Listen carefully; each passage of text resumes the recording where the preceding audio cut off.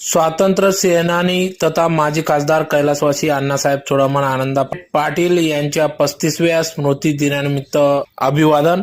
धुळे शहरातील एसएसयूपीएस मैदान येथील कैलासवासी अण्णासाहेब चोडामन आनंदा पाटील यांच्या स्मृतीस्थळी आज दिनांक 12/6/2025 रोजी सकाळी 8 वाजता कैलासवासी अण्णासाहेब चोडामन आनंदा पाटील यांच्या 35व्या स्मृती दिनानिमित्त अभिवादन कार्यक्रम पार पडला. यावेळी सुरुवातीला कैलासवासी अण्णासाहेब चोडामन पाटील यांच्या प्रतिमेस पुष्पहार अर्पण करून स्मृतीस्थळी पुष्पहार अर्पण करून अभिवादन करण्यात आले. या प्रसंगी या ठिकाणी सुरुवातीला पूजाविधी करत या ठिकाणी अभिवादन कार्यक्रम पार पडला.